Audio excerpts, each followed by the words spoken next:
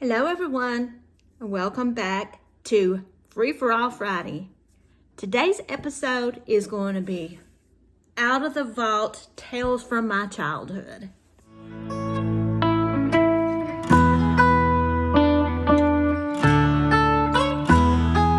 So, as I stated, this is going to be my Free for All Friday, but it's going to be called Out of the Vault Tales from My Childhood. I'm going to go back to some family history, and I'm going to go from there. I was born in the middle of 5 children in February of 1968 in a very small town called Sneedville in Hancock County, Tennessee.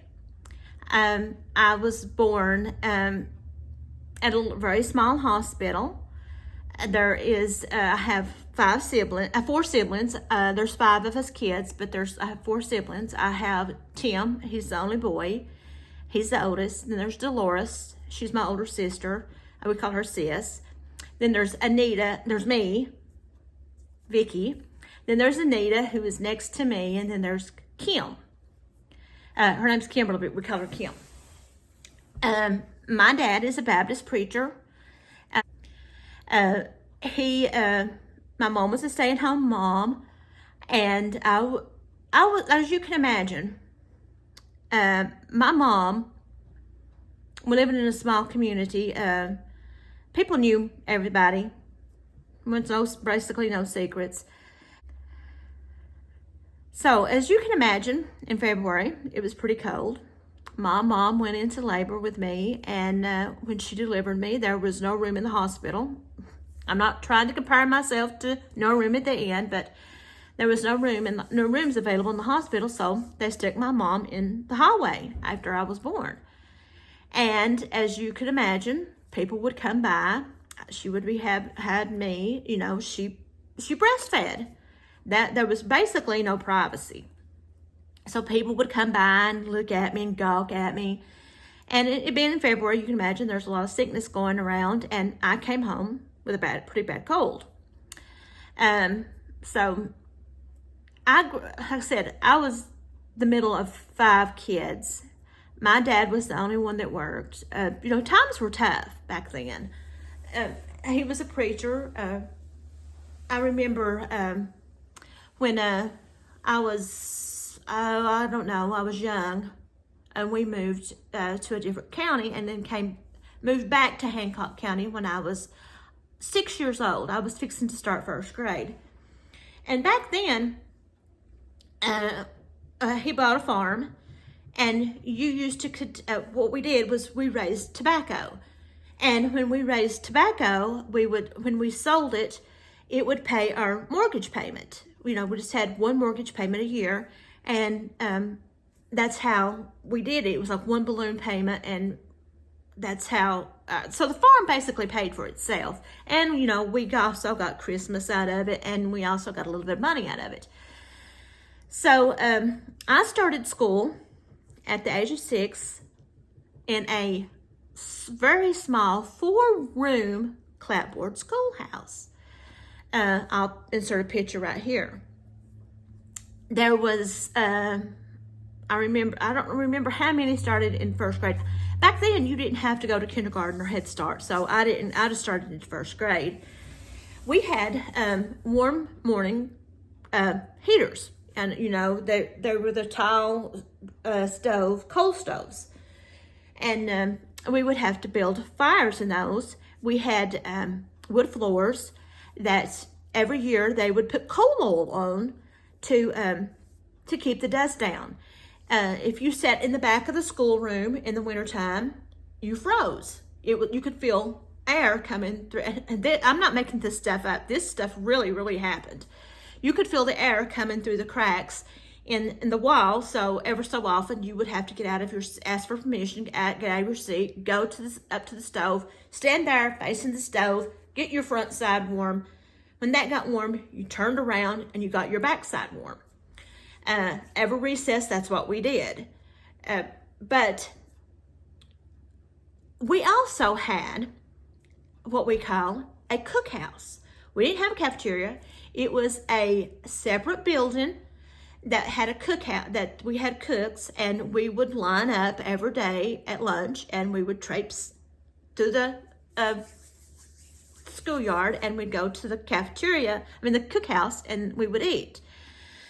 And each class was set up different than a lot of places were. We had 3 classrooms. There was 4 rooms. I actually remember when they built bathrooms. When I started school there, they had outhouses. And then eventually they built bathrooms. Each room had a cloakroom, what we called a cloakroom. That's where, people would hang up their coats with cloaks. But later in life, they used it for storage, like their supplies and stuff. But each room had 3 classes, 3 grades in it. In one room, it was kindergarten, 1st and 2nd. In the second room, it was 3rd, 4th, and 5th. And in the other one, it was 6th, 7th, and 8th. Then the 4th room happened to be the principal's office plus the library. That's where we would have to go into the principal's office to check out books. Each room had a little bitty bookcase on the wall, and they also had a bookcase on the floor. And they would have a couple of books that we could read, and they'd have encyclopedias. They also had the TVs. I don't know if any of you all remember this or not, but back in the day, they would have a TV, and it would be on this big metal stand. And they would wheel it out, and they'd plug it up, and we could watch things ever so often. We didn't get to do that a lot, but like I said, I was from Hancock County is probably one of the poorest counties in the country. There wasn't a lot of resources that came in and out of there. So we had to make do with what we had to make do. But with that being said, where I went to school, that was considered the poorest. But we had a large, brick schoolhouse, a high school, and a grade school. But our room, like I said, ours was just a 4-room clapboard schoolhouse that, we had to heat ourselves. So we had an outside basketball court. That's how we played basketball. We didn't have a gymnasium. There was a little hill, and on that hill, there was our basketball court, with the 2 goals. So our basketball team was very hardy because, like I said, we had to play outside. They played in the rain, they played in the snow, they played in the heat, they played whatever. That's where they played basketball. So you can imagine that bred some very, very tough, very good basketball players. So, when you left, it was called Steele Mathis. That was the name of the school that I went to. So by the time you got out of the 8th grade and you went into high school, they were ready and waiting for basketball players from Steele Mathis because they were that good. I remember I know I'm all over the place, but I remember we had a very, very good team one year, and 4 of the 5 starters were from Steele Mathis, and they went to state. They were awesome. I don't think they won, but they were that good.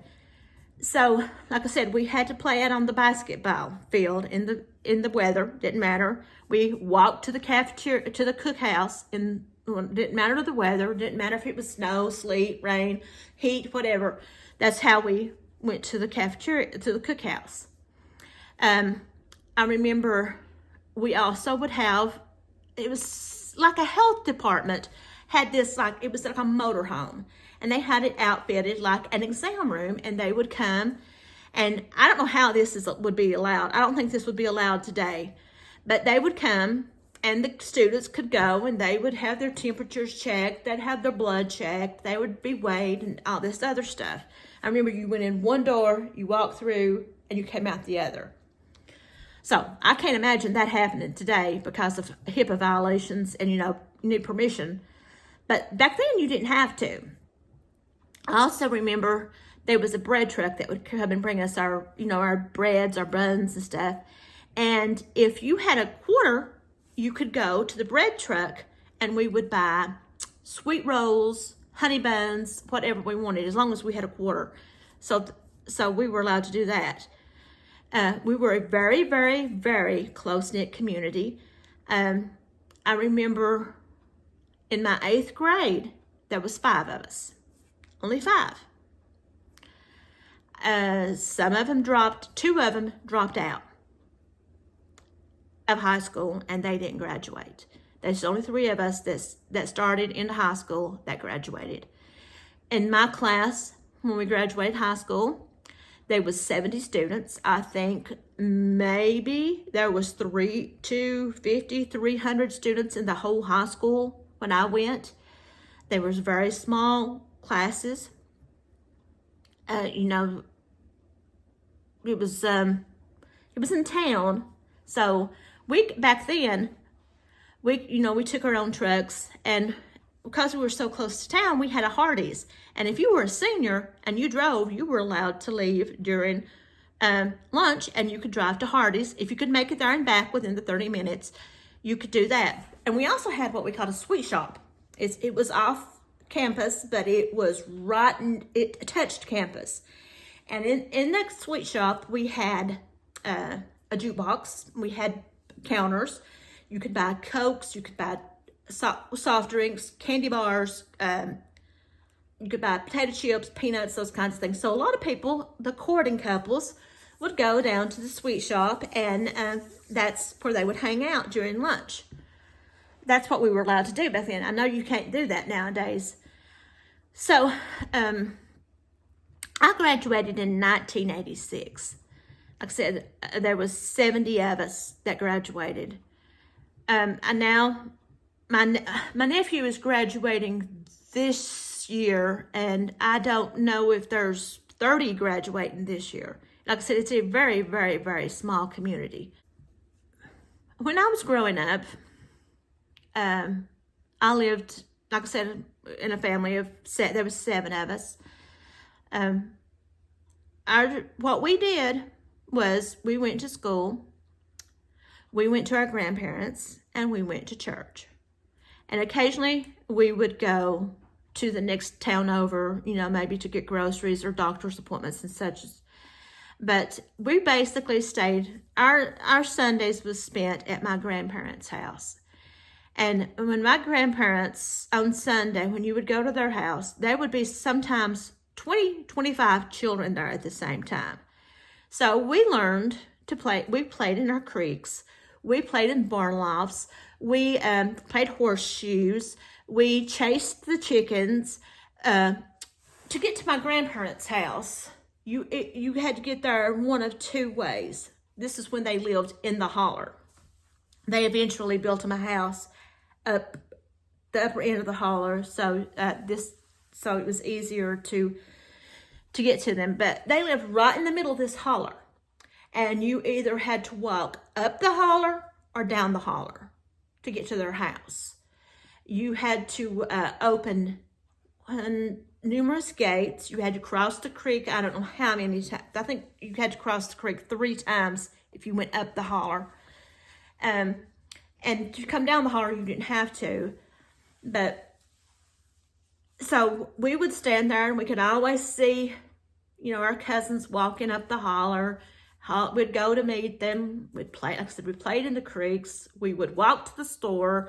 There was a store that was down on the main road that you would go up to my grandparents' house up the holler. So sometimes we would walk down there. Sometimes my dad would drop my mom off on his way to work. He would work night shift, so he would drop her off, and we would get off the school bus at the end, at the road, at the end of the hollow, and we would walk up the hollow to my grandparents' house, and they had what we called the beech tree. I don't know if you know what a beech tree is, but it was a big old beech tree. And Mom would always have like a plastic bag tied up, and she would have us peanut butter and crackers, some water, whatever that we could have on to eat on the way in. And we would stay there to my grandparents' house. My dad would get off at 11 o'clock at night. And he worked in an hour away. So it was going on midnight by the time he would get home. So we would, about 11:15, we would pack up and we would walk out of the holler, pitch dark, no street lights. No one else lived in that holler but my mama and papa until you got to the end of the holler where the main road hit. So we would walk out of there and it would be pitch dark. We walked through cow pastures. We walked through the guy who owned the property that the road was on. He had these stallion horses and they were mean. So we would have to, we didn't have flashlights. We walked by the moon. I mean, by the, you know, the shine of the moon. That's how we would see. And didn't get scared. Never once got scared. No snake bites. Nothing. So, I know, like I said, I know this sounds like I'm just making this stuff up, like I lived back in the 1800s, but this was really what my life was like. We did this for years and years. And I remember when my mama and papa finally built their home, and their new home, and moved up there. And that was a big, big accomplishment. My grandfather was a farmer. He didn't have a job, and that was his job. He was a farmer, and they had 7, let's see, I think 7 kids, maybe 9, I'm not sure. And they raised their kids by farming. And he also lived close to his parents, and he would walk back and forth to see them as well. My grandfather, God rest his soul, was an awesome storyteller. They actually did a couple of articles on him in the local newspaper, and they called him the Bard of Sneedville because he was so good at telling tales. He would have you spellbound. I mean, when we'd go to his house on the weekends or whenever a bunch of us kids was together, he would have a seat, a chair that he would sit in. It was a dining chair, and he would sit in it, and us kids would sit around the floor around him and listen to him tell tales of his childhood. He would tell tales that would raise the hair on your skin. He actually made it to be a junior in high school. And then he had to drop out to help with his family. So he was an educated man. He would have loved to have gone on to, pursue studies, but it just wasn't feasible back at the time. My grandfather passed away when my son Dalton was just a baby. He was just small. My grandmother passed away before I even got married, before I even met my husband, and I met my husband in 1991. So she passed away before them. She was the best, next to she was like my mom. They were both 2 peas in a pod. My mom's a lot like her. And she was the kindest, sweetest, hardest-hearted woman that you would ever meet. And I miss them dearly. But it was a joy to get to go to their house and, and get to see my cousins. We had, like I said, we had to create our own things. There was no cell phones. There was no, you got 2 or 3 channels on the TV, and you had to go out and turn your antenna. Your TV was black and white. I don't know if you all ever heard that song that Bucky Covington sings. It was a different, let's see. That song goes, it was a different world when we were boys and girls. Talking about they drunk from a garden hose and all this. That was basically my life growing up. We had, like I said, we made our own fun. I remember when I was young, my sister and I, Nita and I, there's 9 years difference between me and Kim. And Nita and I are just 2 years apart. And I remember when Miss America used to come on. The next day, that's all Anita and I did was play Miss America. We would put, something on. We'd make our own fancy dresses. Didn't matter what we made that of. And we would play Miss America all day long. So this was the things that we did. We played in creeks. We built playhouses. Built awesome playhouses. She wouldn't play dolls. Couldn't get her to play baby dolls with me. But we'd build some awesome playhouses. I remember once my dad was roofing the house. He was putting shingles or tin or something on the house, and we were helping him. And it was so hot that day. And when we got done, we were always the gophers. You know, go for this, go for that, go get this, go get that. And it was really, really hot. And we had an outside garden hose. And we decided, oh, we'll go get us a drink of water. But we was so hot, we said, let's just go ahead and just cool down. So we went in the house and got us some shampoo, and we poured it in our hair, and we just went ahead and washed our hair in the cold water outside. And Nita had it in her hair, and I was fixing her. She was going to rinse it off. I said, here, let me do it. She said, no, you're not going to do that. I said, here, I promise I won't do anything. Well, I lied, and I sprayed her, and the soap got into her face. I shouldn't laugh, but you had to be there. And she couldn't see, and she was running in circles, and she went wham right inside the house. Knocked her flat on her behind. So these are the things that we did when I was young. If I could go back, oh my gosh, I wouldn't trade my childhood for anything. Yeah, we struggled. We were by no means rich monetarily, but in love and family, we were. We had a big, happy family. We loved one another. We protected one another, and we still do to this day. If one of us is sick, all of us are there. When Caitlin had her transplant, all of my brothers and sisters, all of my sisters and my brother, my mom and dad, made a trip to Durham to be with us. And my dad is going to be 84 next month. My mom is going to be 82 in August. This was 5 years ago. They made the trip to Durham to be with me and my family and with Caitlin because they wanted to be there. And Brooke came. Brooke was there. Brooke's whole family was there. So that's the kind of family I grew up in. We're always there for one another. We get mad at each other. We say things we shouldn't, but we get over it because we love each other. Well, that is my tale for today. Let me know. I know this is kind of all over the place, but these are just things that come to mind. It's not scripted. These are just things that come to my mind to share with you. So comment down below if you would like to hear anything else. I love sharing my childhood. I love sharing my family. I showed you what it was like at Mother's Day. Father's Day is coming up, and it will be, we'll do the same. We meet for Easter, we meet for Thanksgiving, for Christmas, for Mother's Day, for Father's Day, birthdays, anniversaries, anything we try to get, because we know time is short and we know time is precious.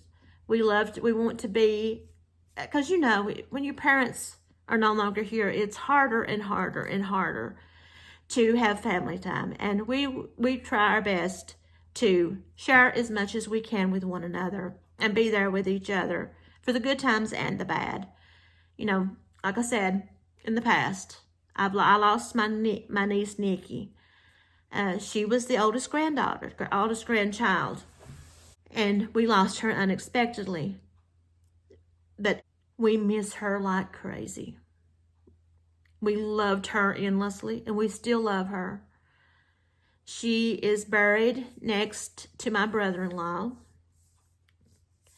My sister Anita's husband, she's buried next to him.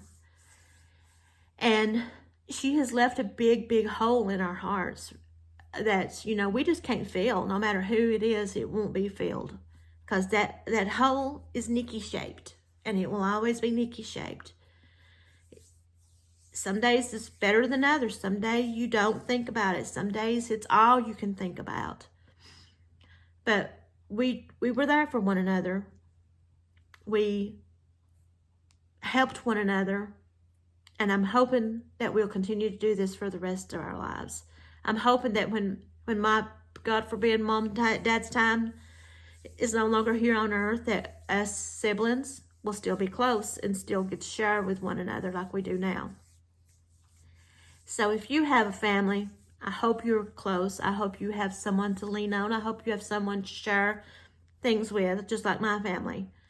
It is priceless and it is so precious. So like I said, I know this is all over the place, but this is my life. My life is all over the place. My life is not normal by any means. And I do have a lot of tales to tell, you know, my journey with Caitlin, my journey with my grandparents, with my family, and also, mental health. I suffer greatly. And when I say I'm suffering, I have depression. I have a lot of depression. I think it started with Caitlin, with her diagnosis and being so overwhelmed and so consumed with what she went through. And now that she's doing so good, I'm kind of lost. I don't know what my purpose, and I do know I have a purpose, but I'm still trying to find my purpose.